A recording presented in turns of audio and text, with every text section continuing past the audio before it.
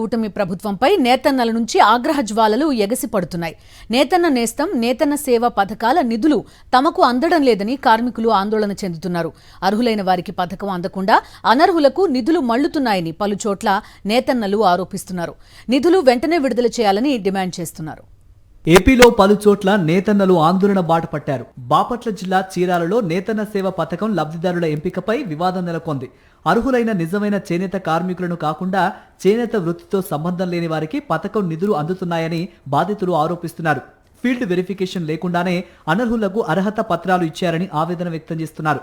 ఈ వ్యవహారంపై సమగ్ర విచారణ జరిపి అనర్హుల నుంచి నిధులు రికవరీ చేయాలని చేనేత కార్మిక సంఘాలు డిమాండ్ చేశాయి. అర్హులైన ప్రతి చేనేత కుటుంబానికి న్యాయం చేయాలని కోరుతూ అధికారులకు వినతి పత్రం అందజేశారు. వెంకటగిరి, బంగారుపేటలో నేతన్న నేస్తం నిధులు తమ ఖాతాల్లో జమ కాలేదంటూ చేనేత కార్మికులు ధర్నాకు దిగారు. ప్రభుత్వం అందించే ఆర్థిక సాయం నిలిచిపోవడంతో ఇబ్బందులు పడుతున్నామని ఆవేదన వ్యక్తం చేశారు.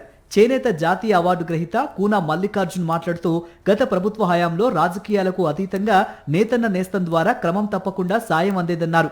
ప్రభుత్వం నిధులు అందక ఇబ్బందులు పడుతున్నామని తెలిపారు.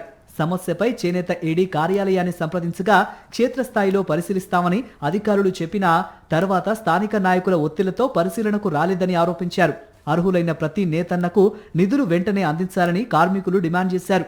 శ్రీ సత్యసాయి జిల్లా ధర్మవరంలో నేతన్న సేవా పథకం లబ్ధిదారుల జాబితాను బహిర్గతం చేయాలని చేనేత మహిళలు ఆందోళన చేపట్టారు. 27వ వార్డు సచివాలయం వద్ద నిరసన తెలిపిన కార్మికులు అర్హత లేని వారికి డబ్బులిచ్చి అర్హులైన తమ పేర్లను జాబితాలో ఎందుకు చేర్చలేదని అధికారులను ప్రశ్నించారు.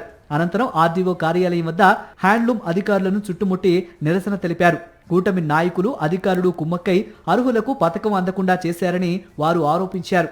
మొత్తానికి గత ప్రభుత్వంలో నేతన్న నేస్తం కింద సాయం అందేదని, ఇప్పుడు నేతన్న సేవా పథకంలో అర్హులైన వారికి న్యాయం జరగటం లేదని ఆవేదన వ్యక్తం చేశారు. లబ్ధిదారుల పూర్తి జాబితాను సచివాలయాల్లో ప్రదర్శించాలని డిమాండ్ చేశారు.